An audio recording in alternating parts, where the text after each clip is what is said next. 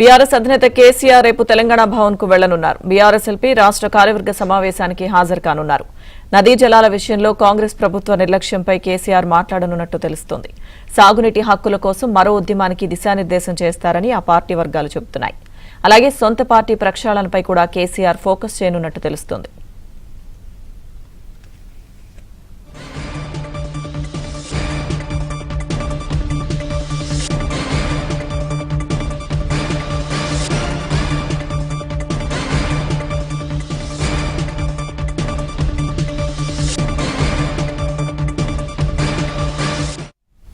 BRS అధినేత కేసీఆర్ రేపు తెలంగాణ భవన్ కు వెళ్లనున్నారు. బీఆర్ఎస్ ఎల్పీ రాష్ట్ర కార్యవర్గ సమావేశానికి హాజరు కానున్నారు.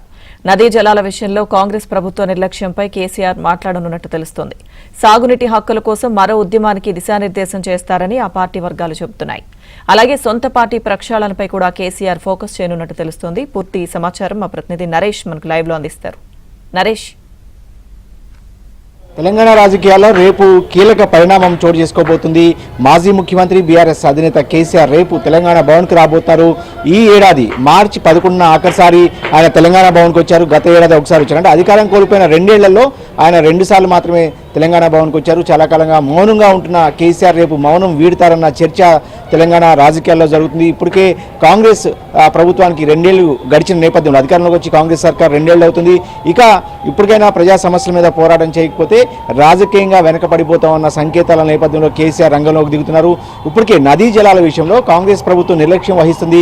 గత 10 ఏళ్ల కాలంలో బీఆర్ఎస్ ప్రభుత్వం అనేక ప్రాజెక్టులు చేపట్టి 70-80% పనులు పూర్తి చేసినప్పటికీ కూడా కేవలం 20-25% పనులు పూర్తి చేస్తే పూర్తయ్యే ప్రాజెక్టులను కూడా కాంగ్రెస్ సర్కార్ పట్టించుకోవట్లేదనేది కేసీఆర్ ఆరోపణ, బీఆర్ఎస్ పార్టీ ఆరోపణ. ఇదే సమయంలో కేంద్రంలో ఉన్న బీజేపీ ప్రభుత్వం కూడా ఏపీ ప్రభుత్వానికి సహకరిస్తుంది. ఏపీ నదీ జలాల పేరుతో ఆంధ్రప్రదేశ్ ప్రభుత్వం తెలంగాణ నదీ జలాలను తరలించకపోతుంటే కేంద్రం సహకరిస్తుంది. ఇక్కడ బీజేపీ కూడా తెలంగాణ నుంచి 8 మంది ఎంపీలు బీజేపీకి ప్రాతినిధ్యం వహిస్తున్నారు పార్లమెంట్లో. సో వాళ్ళు ఎందుకు మౌనంగా ఉంటున్నారు అనేది కూడా ఇటు బీఆర్ఎస్ ఆరోపణ. సో ఇవన్నిటి మీద కూడా అటు కాంగ్రెస్ ఇటు బీజేపీ ఇద్దరిని కూడా తెలంగాణ సమాజం ముందు దోషులుగా నిలబెట్టాలనేది రాజకీయంగా కేసీఆర్ వ్యూహరచనగా కనిపిస్తుంది. ఇక ఈ నెల 27 లేదా 28 తేదీలలో పాలమూరు జిల్లాలో ఉమ్మడి మహబూబ్ నగర్ జిల్లాలో కేసీఆర్ పర్యటన ఉండే అవకాశం ఉందని కూడా మనకు అందుతున్న సమాచారం.